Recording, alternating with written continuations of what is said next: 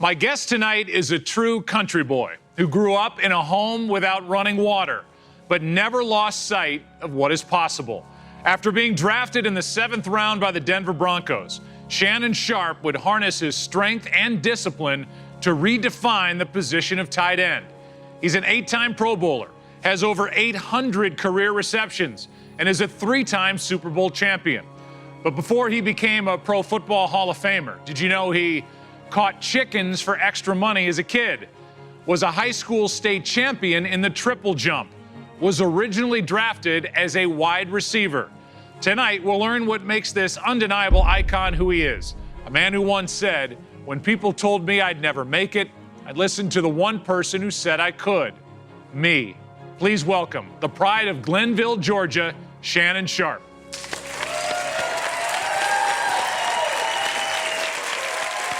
Thank you. Joe. All right, thank you. Oh, man. Wow. Thanks for being here. It's good to walk out to a standing ovation. Thanks for having me. Your story is absolutely incredible. It's hard for me to sit across from somebody and say, man, you really had not much as a kid, but that is truly where you came from, right? It really is, but it was something that you didn't dwell on because everybody that I knew, my family members, had a life very similar to mine. So that was all you saw, that was all you knew. I just knew my body was in Glenville, but my mind was 1,000 miles away. I knew that wasn't what I was going to be when I got older. You were born in 1968 in Chicago, youngest of 3, and not long after that, you're shipped off to Georgia to grow up. Well, my mom and dad had separated, and in the South, when parents separate, the grandparents take the kids. And my grandmother came and got me when I was 3 months old. And it's fair to say you did not have a relationship with your father. It's a long story, but my father died at 39, and all of his brothers, with the exception of one, died before the age of 50. And then on my mom's side, I had an aunt die at 47, and none of my uncles have reached the age of 70. So my grandfather died at like 57, 58. So I think that's why I don't drink, that's why I don't smoke, and I try to maintain it because I know what's stacked against me, that longevity is really not in my family. Tell me about your grandma, Mary Porter. I mean, this was an absolute saint walking the earth. I mean, what a wonderful, strong woman. I don't know if I'll ever love a woman the way I loved her. As I said, she came and got me at 3 months. I slept with my grandmother in the very bed that she slept in until I was 15. I did not get out of the bed with her until my brother went to college. And so my grandfather, because my brother and my grandfather slept together, and when my grandfather passed, I was like, I'm staying in the bed with my grandmother. Was he put his arm around you kind of a man? Was he an I love you boys kind of a guy? Or? No, not really. You got a roof over your head? You got food in your stomach? I love you. That's how he showed it. That was his thought process. I don't remember my grandmother saying, but I just remember her doing. See, and that's kind of how I am, and I kind of fell into that trap, and I think that's what happened to a lot of my relationships as we go down the road, is that I'm a doer. And if I do something, I'm showing you that I love you, even though I'm not telling you. And some people are more verbal, they need to hear it. And, you know, my grandfather and them, what they were doing for me, you came and you raised your 9 kids and you took my mom's 3. You absolutely love me. You make sure I have clothes on my back, I got food on my stomach. Yeah, the roof leaks, but I know you love me. Your brother, who I've gotten to know also, is one of the coolest, toughest, smartest, most driven people I've ever been around. So it's no coincidence that so were you. I know how close you were. Can you? That relationship with your brother was so special from an early age. It really is, Joe, but it's almost like he's like my dad. We're 3 years apart and we're best friends, but I didn't view him as my brother. I looked at him as like my father because my grandfather died, I was 8. My dad died, like I said, I was 13. And so really the most dominant male figure in my life was him. Joe, I'm gonna tell you the story, and this is how I knew my brother loved me. My brother loved me. We wake up one Saturday morning, cartoons, back then cartoons only came on Saturday. And we only had milk, enough milk for one bowl of cereal. And my brother got up first, because normally whoever got up first, that's who ate the cereal. My brother ate the cereal, but he didn't drink the milk, because he knew if he drank the milk, I wouldn't have any cereal. So he left the milk. He ate the cereal, left the milk so I could have some. And that's when it really dawned on me. I was about 8 years old. I was like, yeah, that ain't no brother stuff. That's something a parent would do for a child. Can you describe the home? I mean, it was humble. Let's put a good word to it, humble, but no running water, not a lot of food on the table. Cinder block, cement floors, no paneling, no indoor plumbing, no running water. It was me, my brother, my sister. My sister had a special needs child, my 3 aunts, and my grandfather. Okay, my grandfather died, so sometimes it's anywhere between 7 to 10 of us. My grandmother's making $197 in that house. In that house, my grandmother is making $197 every 2 weeks. So you went to the woods. That's where you went to the bathroom. Yeah. Middle of the night. Middle of the night, middle of the day, or whenever you had to go. That's where you had to go. I did not take a shower until I went to 4-H. Well, I went to 4-H camp, I think in about the 4th or the 5th grade. That was the first time I took a shower. And I remember going and not knowing how to turn it on. So, I'm like, man, and I'm like, how can I play this? How can I play this off? And I was like, man, I don't think these showers work. And then one of the guys came in and said, well, you got to turn it like this. I just knew it was like, I know all my family lived like that. My cousins and aunts, they didn't have indoor plumbing either. And when I tell people that, people looking at me like, but you're not that old. Yeah, I didn't have indoor plumbing until 1988, when my brother went into the league. So from 68 to 88, to the woods I went. You and Sterling used to catch chickens, and I can't believe the ratio of number of chickens caught to money paid to the Sharpe brothers to kind of wrangle these chickens. Talk us through that. Well, we worked in the tobacco fields. So we worked from 7 to 7 with an hour for lunch, and we would eat lunch, and my brother and I and my cousins, we'd go play basketball. So we'd take us about 5-10 minutes to eat, and then we spend the next 30-40 minutes playing basketball until the guy would come back, and we get on the truck and we go back out there till like 6 or 7 o'clock that evening. And then about 8:30, my uncle would come pick us up, and we would go probably like 30, 40 miles was probably the farthest we would go, and we would catch chickens. And you got paid $1 a thousand. So you call it, so it'd be 8,000 to 16,000, 20,000 chickens between these two. A night? Yeah. You're catching 8,000 chickens? 20,000 was the most we caught, yeah. Which gave you $20. Yeah.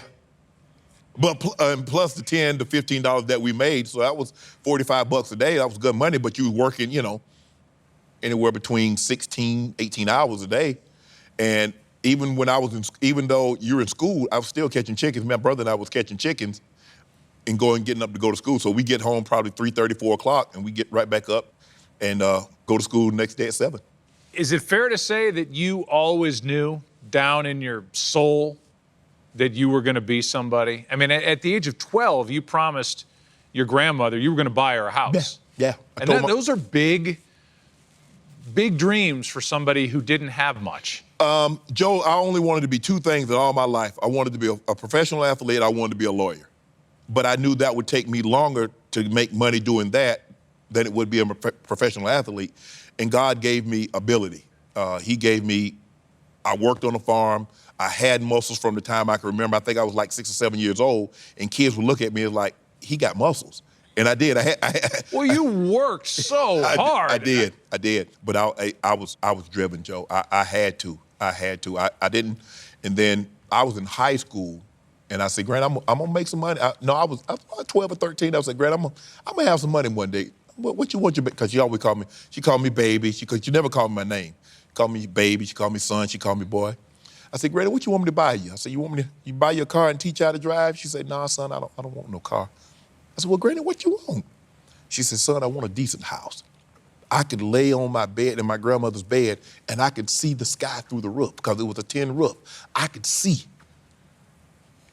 And I'm thinking to myself, my grandmother, she just want to go to bed. Before she died, she said she want to go to bed one night, have it rain, wake up, and not be wet.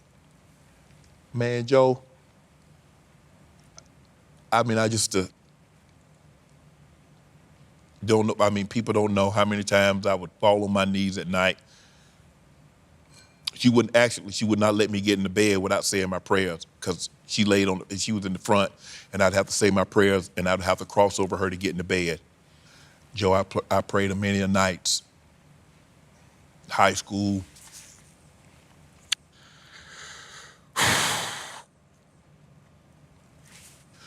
The only thing I wanted to do was make my granny proud.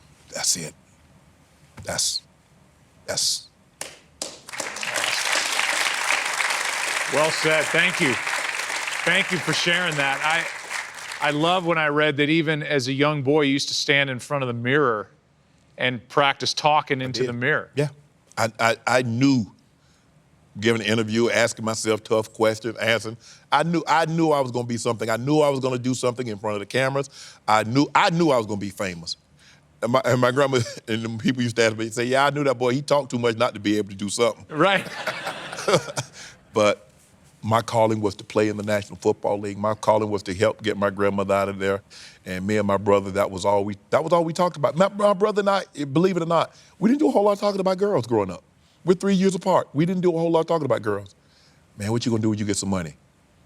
Yeah, Granny, you think Granny wanna come live with us? No, she ain't gonna leave Glenville, but that was our thought process. You got the chance to play with your brother, Sterling. Yeah. He was a senior in high school. You were a freshman. Yes, I was his backup. You were his backup? I was his backup.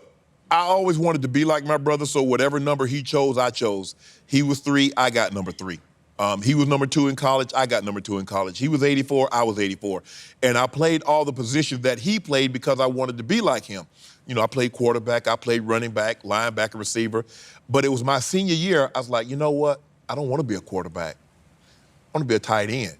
What was it about tight end? I would think you'd want to be split out and run. And I mean, tight end involves blocking too. But Ozzie Newsome and Kelly Winslow were tight ends. So right. Those are the guys I wanted to be like.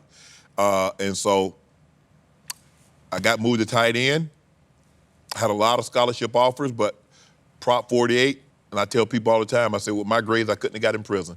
Your grades were bad enough to keep you out of South Carolina, which is where your brother Sterling Correct. But them grades were bad, Joe. I look back, I was like, dang, I need a crane to pull my grades up. Which you attacked once you got to Savannah State, but this is Division I AA. It was Division II at the time. So we're talking about if you're good enough, they'll find you. But man, they're going to have to really look. They're going to have to look. Yeah. I remember stepping on Savannah State campus in 1986, and the very first thing I told them at that first day of practice, I said, I'm going to the NFL. And everybody looked at me like I was crazy. But Joe, we had probably 110 guys. We lined up 5 yards apart from one end zone to the other. And Coach Davis said, guys, I only got like 55 to 60 uniforms. He said, I got to trim the fat, though.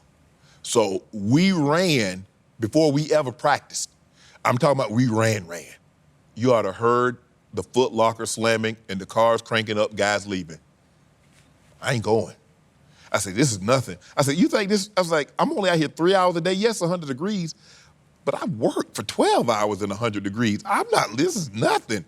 And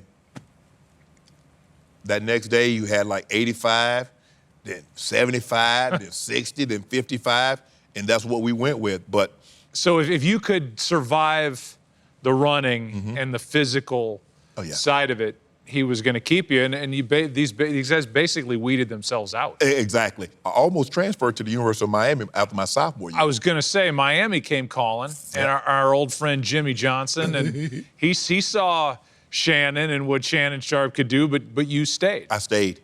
Because Coach Davis told me, he said, son, you're good enough to play in the NFL. He didn't say if you're good, they'll find you. And He believed in me. Everybody else, when my grades were bad and no one could get me, wanted to take a chance on me, Coach Davis believed in me, and I felt I owed that to him. And plus, Savannah was only an hour away from my grandmother, and I could get home at any given time to make sure I go see her. Your senior year, you guys go 8-1. 8-1. And you're setting records now, yardage records, touchdown records, and you've got to be thinking, okay, now it's time to go to the next level. Yeah, I remember when the schedule came out, we were going to play Georgia Southern, and Georgia Southern was a power. They were 1AA champ. Eric Russell was their head coach. He was the defensive coordinator for the University of Georgia when they won the national championship with Herschel. And I remember seeing them on the schedule. Circle it. We're going to play them at their building. And that was the time, because everybody's like, well, yeah, he's good. Yeah, he's 1,000 yards and got this. But who he played against? And I just remember, I said, Georgia Southern. I said, ooh. I said, they don't even know. Now, I got a second cousin that played for Georgia Southern.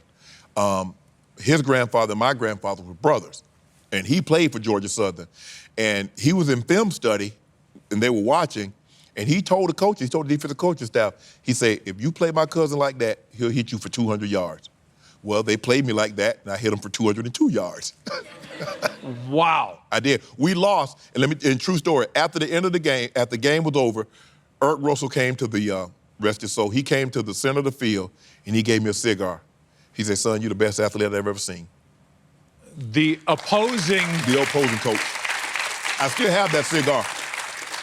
Wait, I don't want to lose that in the applause. You still have the cigar? I still have the cigar. I'm very sentimental. What a thrill it must have been for your grandmother to see you play in your final game in college. My final game. I mean, I can't imagine you more driven, but if you know your grandma's there, what was that like?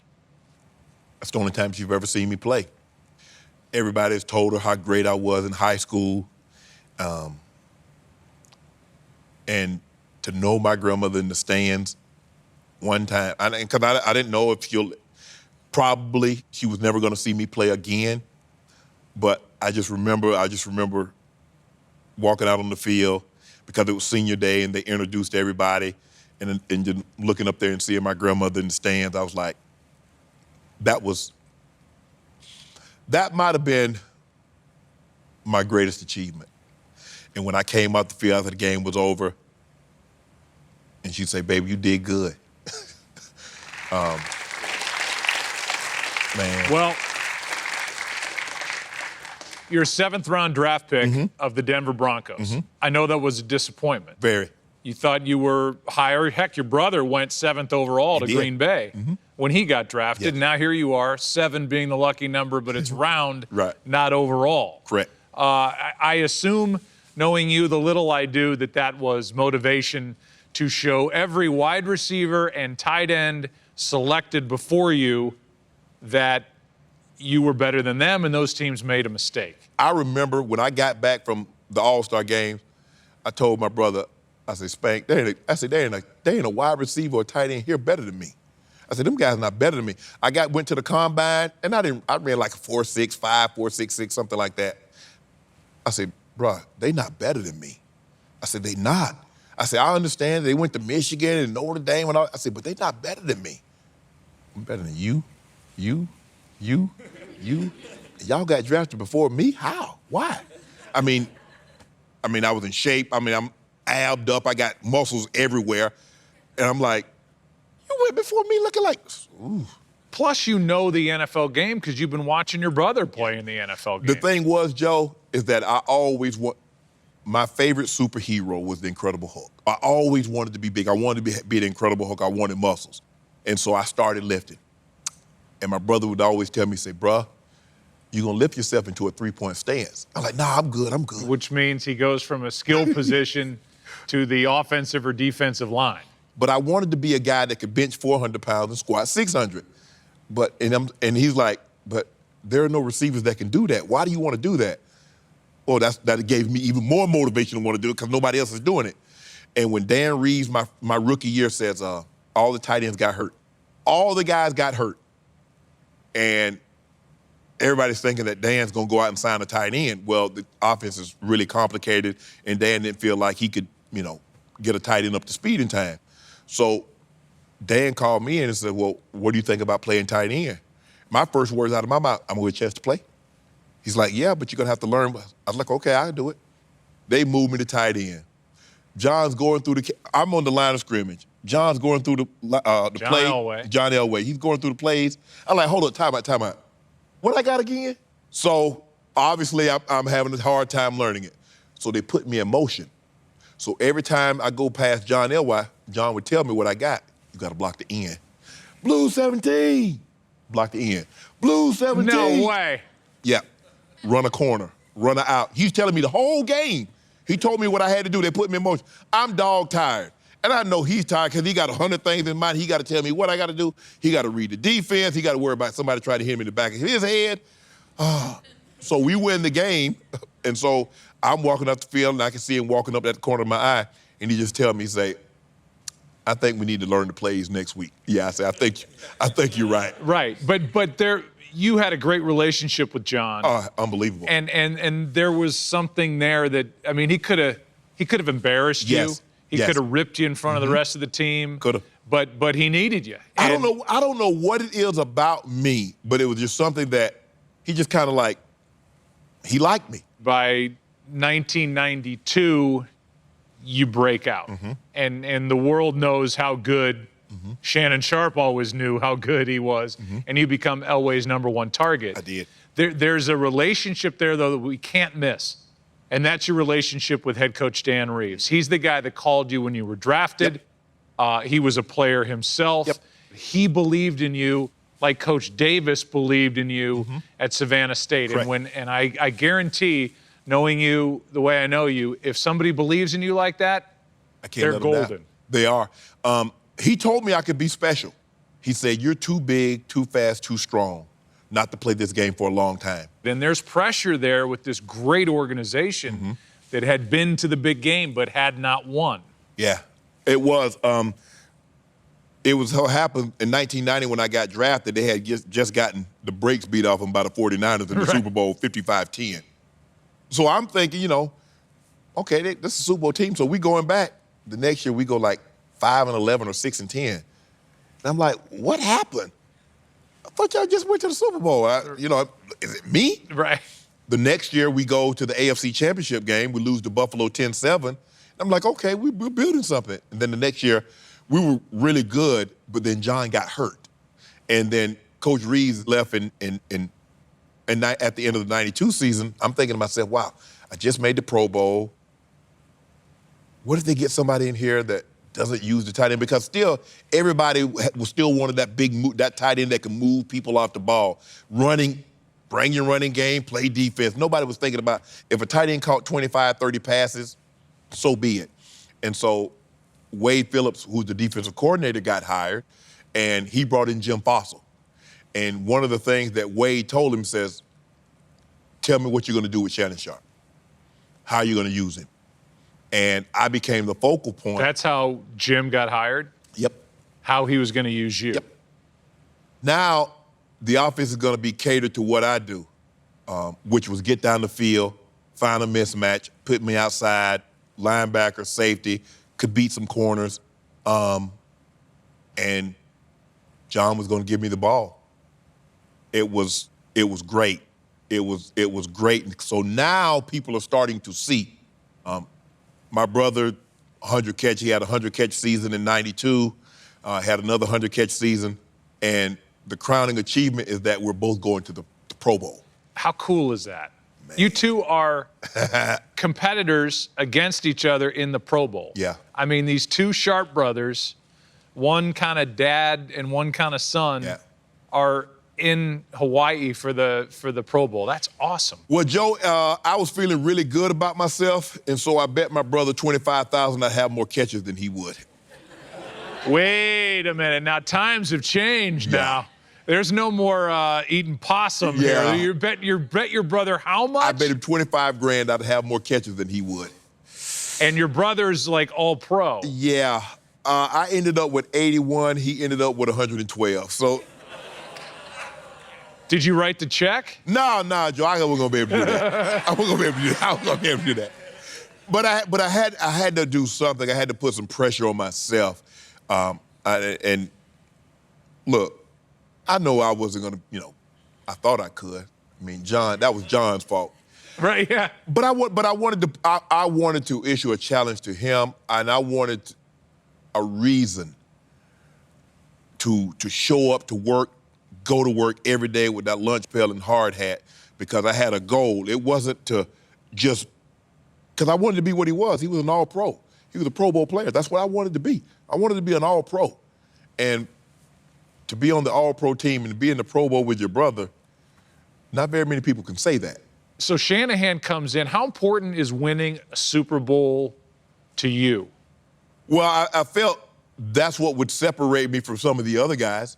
I had established myself as a preeminent tight end.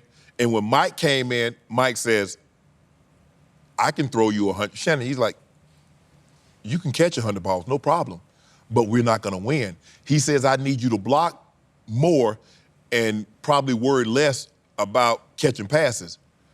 He says, now, if you can't do that, we're gonna have to find somebody that can. Well, since you put it like that, I think I could do it. Yeah. I think that'll be okay with me. But you were a good fit for that scheme, right? Yes. That zone blocking scheme? It didn't require me to try to move a 280-pound man, just do enough to get TD to the line of scrimmage. TD would do the rest. That was my job. And that's the thing that a coach has to do. A coach has to be understanding enough. Some guys you can kick in the butt. Some guys you can pat them on the back. Some guys you can be funny with. But it's your job to understand what you need to do to get each guy to perform at their absolute best. And the really good coaches can do it. And Mike knew what buttons to push. He let us be us. We had fun. But when it came time to work, and if you listen to the film, the cut-ups, or when he's Mike, he'd always say, get them ready, 84. Get them going. That was my job. He went to you for that. My job was to strike up the band. I was the drum major. I'm going to get it going. Be it training camp, I'm going to start talking to the defense, get them riled up. That means the offense is going to get riled up because we don't want to get shown up, and they're going to get riled up because they don't want to get shown up. That was my job. You guys go 13-3. Yes. You're going to play against Jacksonville, yes. the Jacksonville Jaguars. You guys are heavily favored. Yes. They're a franchise. They've just been in the league. 95 was their first year in the NFL. So this is their second year of existence. You've called that the hardest loss of your career. Mm-hmm. It's hard. Is it hard for you to even watch? Yeah, because there's two plays in that game that cost us the game. That two-point conversion, all I had to do was open up my hips. I tried to body catch the ball. I didn't open up. And we had a 3rd down and 3. We ran a shallow cross going motion. And John put the ball right on the money, and I catch it. And as I'm bringing it in, my knee pops it out. Winning never feels as good as losing hurts. But it motivates you. Man, it drove me. I was on a mission. All coming off that. All coming up. I said, no. I said, I want to have a better season. I said, man, Joe. I feel like you're ready to go right now. Man, Joe, man, I was on a mission. As a matter of fact, my homeboy, he called me. I said, look here, dude. I say, you got 1 week to come see me. Because I didn't see anybody. Once that time frame, if you didn't come see me in that time frame, that was it. My friends, family, you got 1 week. Come see me. After that, I'm in a tunnel. I'm done. So Super Bowl 32 arrives. But prior to that, your brother had to retire. Mm-hmm. And your hero, mm-hmm. other than the Incredible Hulk, Sterling had to hang it up. Yeah. That had to crush you. It did. Man, I remember when he called me and said, man, I don't know. He says, I don't think I'm going to be able to play again. I said, is that what the doctor says? He says, well, I'm going to meet the doctor, and I'll let you know. But I remember his girlfriend at the time, who's now his wife, she called me. She said, Sterling's not going to play again. I'm like, man, you got to realize now, he's in his prime. He's 7 years. He had just had 108, 112, 94. His last year, 94 catches, 18 touchdowns, over 1,000 yards, and never played another down. And I just remember going to do an interview. And I told him, I said, I'm gonna give my brother the ring. He didn't know. He didn't know I would do that. This is the way I'm gonna say thank you. This is why I'm gonna say, bruh, everything that you've ever done for me. I had a single-minded focus. I was looking straight ahead. I was thinking about all the people in Glenville. My grandmother's watching, 1,000 square foot, cement floors, cinder blocks, tin roof. My brother. So I'm gonna go get this ring for him. I'm gonna go get this ring. I said, we about to get this. You literally, on your way out of the tunnel, Yeah. to your big brother Sterling. I said in the interview like 3 days earlier, this was the only time Mike Shanahan, the head coach, he said, Shannon, we're gonna kick their ass, but let's make them think that they're gonna win, so don't say anything crazy. Like, boom, man. Like, man, you know I gotta talk this thing up. I'm like, okay. I said, yeah, oh man, it's gonna be a great game. You know, they're the defending champs, they got the MVP. We're gonna tell y'all, look, y'all don't even know. We felt that the way you couldn't be right. What do you want to do? You want to play man coverage? Do you really want to put your safeties on me? Or do you want to drop him in the box and stop TD? Here's Super Bowl 32. It's almost impossible. So there it is. But getting that ring and presenting that to your brother, Yeah. What was that moment like? I just remember going up to his house, tell him thank you. I'm here because of you. What you see, the player that I am, is because of you. And because you couldn't get one, the only thing that I can do, this is the only thing I can give you, bro. Size of kidney, you don't need that. But the best thing I can give you is this. You described yourself as the second best trash talker to Muhammad Ali in sports history. I talked to Terrell Davis about it. You're legendary for this stuff, Very but good. you could get a defense and particular players so out of their game and so pissed. You need to be ready to do your job, because I'm ready to do my job. And so however they want to bring it, yeah, I'm going to put pressure on you, because I'm going to start talking early on. I'm going to get them fired up, and if you're not ready to play, somebody's going to get embarrassed. And I'm not getting embarrassed. Well, one of those offensive linemen, I'm just making me think of what Terrell Davis said. He's talked about Mark Schlereth, Yeah. and he said at one point something like, hey, Shannon, will you shut up? Yeah. Oh, I got to block these guys. You're pissing off everybody, and they're coming at me. They're not coming at you. I don't know why, but the defensive backs and the safety, they wouldn't talk to me. It was always the defensive lineman. Right. And so, well, oh, you want to talk? Okay, well, I get on you. I call them fat. Yeah, it didn't matter to me. And they would just be teeing off on Stink them. And they would go Stink is Schlereth. That's his nickname. But it got TD 2,000 yards because they were ready to play that year. Oh, they were ready, and TD got that done. Oh, man. He became the fourth guy to ever rush for over 2,000 yards, but we talked about the Super Bowl in '97. Now you guys are going back in '98. But of all teams, the Atlanta Falcons, and of all head coaches, Dan Reeves, the one who drafted you, the one who believed in you, the one who, had your back. Yep. And now you're going against him in the biggest game in the world. What was that like? It was tough because I know he wasn't going to win. So that was really tough because we had played them in '97 in Atlanta, and we ended up winning that ball game. But we just knew from a defensive standpoint, we were loaded. We had like 3 Pro Bowl offensive linemen. I was in the Pro Bowl. John was in the Pro Bowl. TD was in the Pro Bowl. Neil Smith was in the Pro Bowl. Atwater was in the Pro Bowl. I mean, we were loaded. Let's take a look at Super Bowl 33. And not a lot of people know the feeling that the Denver Broncos have at this moment. So now you've gone back to back.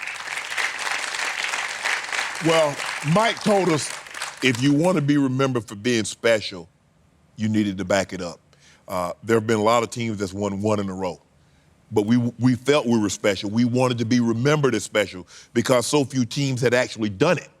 TD had rushed for 2,000 yards, but if you look at some of the games, he didn't play after the half. He didn't play in the third quarter. So theoretically, he could have easily had, 2,400 yards, but at what expense? Because at the end of the day, our goal was not to get TD 2,000. Our goal was to get back into and win the Super Bowl. But it was nice getting TD 2,000. Well, add that to my resume, too. I blocked for 2,000-yard rushes. That's right. So I think of you as a Denver Bronco. But in 2000, you end up with the Baltimore Ravens. They needed a playmaker. You were their guy. That's a big switch. That's a big life change for you going. Yeah, because I thought I would finish my career in Denver. I was going to be one of these guys that play all of his career at one locale. It didn't work out like that. I was getting up there in age. I had broke my collarbone 4 games into the '99 season. And I think Mike thought, well, he's not going to be that same. He can't be that same guy. And I think he undervalued about all the things that I did that wasn't necessarily on the field. The way I got the guys to practice, the way I had the guys in meeting rooms. They kind of had to answer to you, didn't they? Yeah, I was the gatekeeper. So, and I think he took that for granted. And the Ravens, I remember meeting Ozzie Newsome, who's the general manager. He was then one of the all-time great tight ends himself. In the Hall of Fame. And I remember meeting him, and he says, I want you to be the Shannon you were in Denver. Now, I done heard about you. He said, I know you talk a lot, and I don't come in and be quiet. I want you to be that guy. Okay. But that's not easy going to a new place. You were able to talk in Denver because you had a body of work there and you knew all the guys. Right. Now you got to go to Baltimore. You don't know the personalities. And as you said, there are some guys you get in their face, they might go into a shell. For me, I needed to show up and let them see how I worked. Bringing my own food, the way I ate, the way I trained, the way I did things, very meticulous and very methodical in my approach. And then everybody got an opportunity to see this is what it takes to be a champion. How good is this play, by the way? You're backed up, the 2000 AFC Championship game against the Oakland Raiders. So there you go. First of all, I don't know why, with that down and distance on that area of the field. What was it, 3rd and 17? It was 3rd and 18. 3rd and 18. Backed up. All we were trying to do was get like 4 yards so the punter could have his actual 13 yards from the center to the punter to punt the ball. That's all we were trying to do. We were just trying to get like 3 or 4 yards. Why would you ever on 3rd and 19 come with a blitz? Ray Lewis came to me, like, shit, we going to the Super Bowl. I'm like, dude, this is the second quarter. What you talking about? Like, they're not going to score. They gave up 3 points in that game. They gave up 3 points in the wild card game against Denver. They gave up 10 to the Tennessee Titans. That defense didn't give up a point in the Super Bowl. They got that on the kick return. So in 4 games, the defense gave up 16 points. That's incredible. So you win Super Bowl 35. Now you've got 3 rings. I assume you kept the second 2. Yes. I noticed, like many people I know who have won Super Bowl rings and who I work with, you don't wear them. Well, if you have 1, you wear it. When you got 3, they know.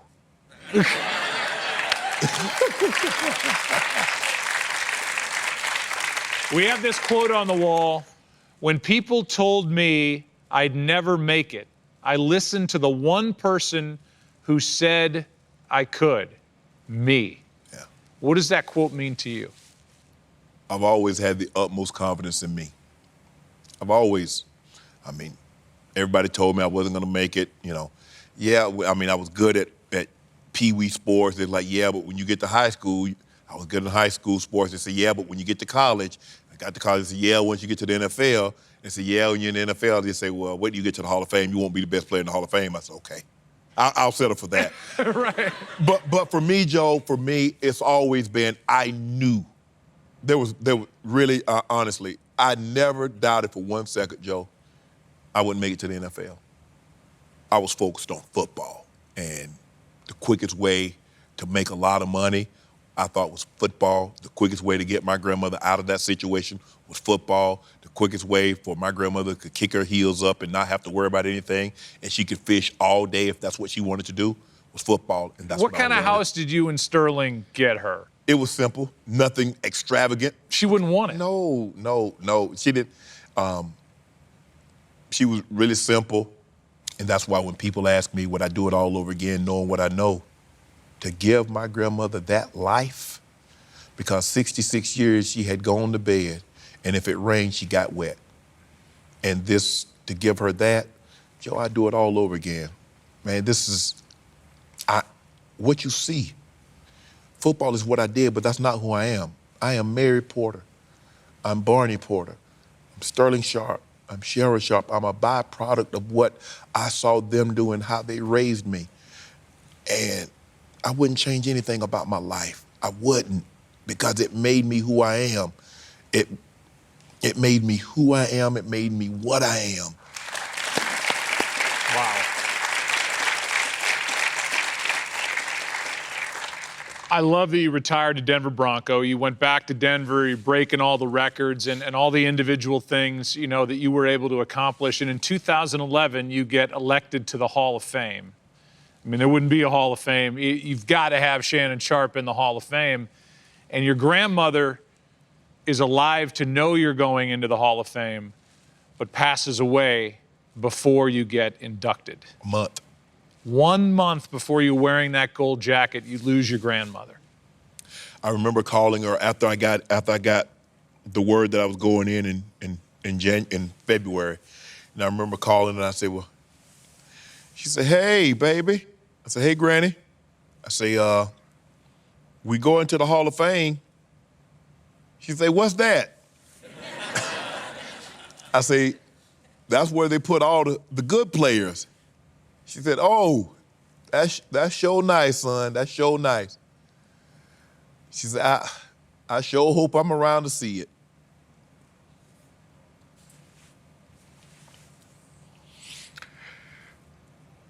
I said, Granny, you will be.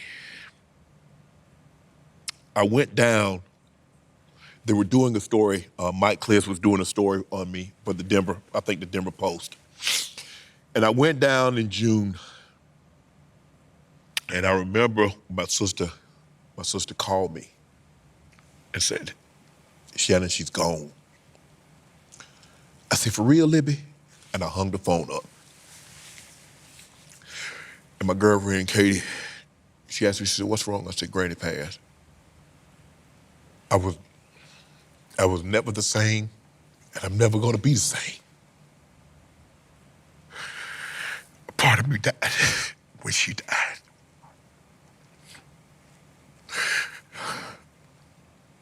Part of me broke when she broke.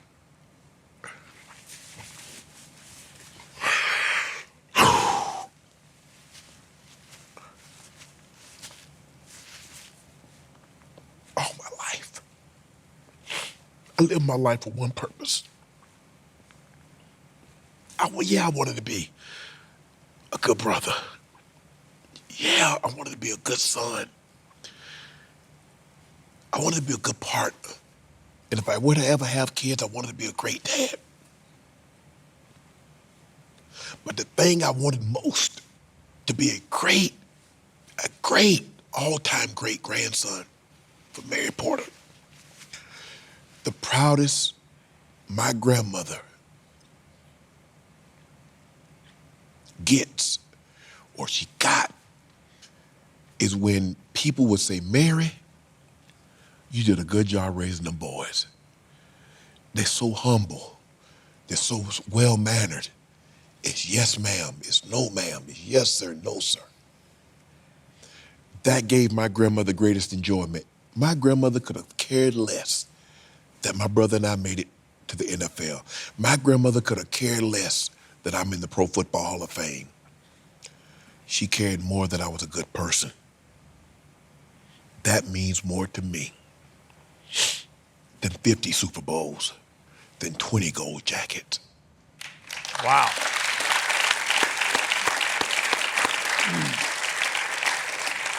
Well, it's been It's been a life. It's been a career. Well done. I know to some degree when I ask, as I do every guest out here, what's next. I know you're busy every day. I know you're on FS1 and you're debating sports topics, but maybe personally, what's next for you? Just try every day to be a better person. Try to be the person that my grandmother envisioned I would be. I want people to know that I am what you see. I want the world, I want America to be better than what it is. I know we can be. And maybe that's going to be my focus. Maybe that is to convince America that we can be better. We deserve better. We should be better. And we're going to get there. So. That would make her proud. All right, we end with this. This is called a U-turn in an interview. Okay. They're called fun questions, but this will lighten the mood. Would you rather be able to fly or turn invisible? Be invisible. Where would you sneak into? Is your first invisible mission? Would it be Sterling's life, or where would you go? No, you know what? I would like to be invisible because I want to hear what people say about me when I'm not around. Okay, fair enough. This is a good question for you. Would you rather go back in time and meet your ancestors, or forward in time and meet your great-grandchildren? Probably backwards. I want to go backwards. Go even beyond. Yeah. Even though I know how troubled those times were, but those were some resilient people. They don't make people like that anymore. If they do, there's very few of them. Right. Good answer. Ah, man. This is another good one for you. Would you rather lose your cell phone or lose $10,000? Oh, 10 grand, easy. Yeah. I knew it. I knew it. You don't want to lose that cell phone. No.